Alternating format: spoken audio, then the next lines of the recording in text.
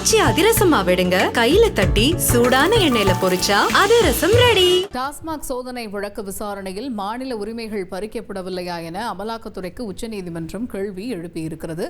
டாஸ்மாக் அலுவலகத்தில் அமலாக்கத்துறை சோதனைக்கு எதிராக தமிழ்நாடு அரசு மற்றும் டாஸ்மாக் நிர்வாகம் மேல்முறையீடு செய்திருந்தது. இந்த மேல்முறையீடு மீதான விசாரணையில் உச்சநீதிமன்றம் அமலாக்கத்துறைக்கு கேள்வி எழுப்பியிருக்கிறது. இது பற்றிய முழு விவரங்களை கேட்டு பெறுவோம். செய்தியாளர் வெங்கடேசன் இணைகிறார். வெங்கடேசன், இந்த வழக்கினுடைய முழு பின்னணி, விசாரணையின் பொழுது அமலாக்கத்துறைக்கு உச்சநீதிமன்ற நீதிபதிகள் எழுப்பிய கேள்விகள் பற்றிய விவரங்கள். வணக்கம். அமலாக்கத்துறையின் நடத்திய சோதனைக்கு எதிராக தமிழ்நாடு அரசு டாஸ்மார்க்கின் மேல்முறையீடு மனுக்களை உச்சநீதிமன்ற நீதிபதி BR கவை தலைமையிலான அமர்வு விசாரித்து வருகிறது.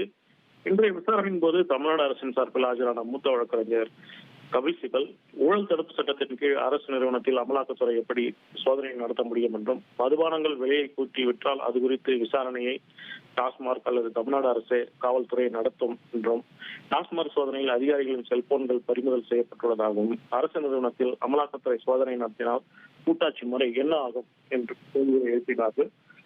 இதைத் தொடர்ந்து டாஸ்மாக் சார்பில் ஆஜரான மூத்த வழக்கறிஞர் முகுல் ரோத்தகி அதிகாரிகளின் செல்போன்களை பறிமுதல் செய்து தகவல்கள் நகல் எடுப்பது அடிப்படை உரிமைக்கு எதிரானது என்று வாதிட்டார்.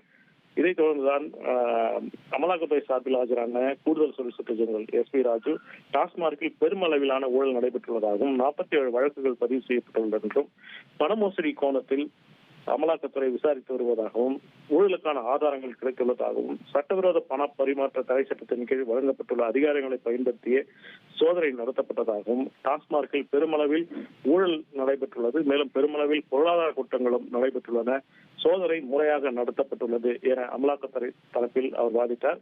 இந்த விசாரணையின் போது தலைமை நீதிபதி கூட்டாட்சி முறை என்னாவது, சட்டம் ஒழுங்கை யார் பராமரிப்பது, இது போன்ற சோதனைகளை நடத்தினால் மாநிலங்கள் உரிமைகளை பறிப்பதாகாதா, ஊழல் வழக்குகளை விசாரிக்கவில்லை என்ற சந்தேகம் கொள்ளும் போது அந்த மாநிலங்களுக்கு அமலாக்கத்துறை செல்லுமா என்ற கேள்விகளை எழுப்பி விசாரணையை பிற்பகல் 2:30 மணிக்கு தள்ளி வைத்துள்ளார். மேலும் கடந்த 6 ஆண்டுகளில் அமலாக்கத்துறையில் பல வழக்குகளை பார்த்துவிட்டேன், இது குறித்து கருத்து கூற விரும்பவில்லை, கருத்து கூறினால் ஊடகங்களில் செய்தியாகிறது என்ற ஒரு தகவலையும் தலைமை நீதிபதி கருத்தாக வெளியிட்டு விசாரணையை சற்று நேரத்திற்கு தள்ளி வைத்துள்ளார். இன்று பிற்பகல் 2:30 மணிக்கு மீண்டும் இந்த விசாரணை தொடர்ந்து நடைபெறுகிறது. விரிவான விவரங்களை வழங்கியமைக்கு நன்றி வெங்கடேசன். ஆச்சி அதிரசமா விடுங்க, கையில தட்டி சூடான எண்ணெயில பொரிச்சா அதிரசம் ரெடி.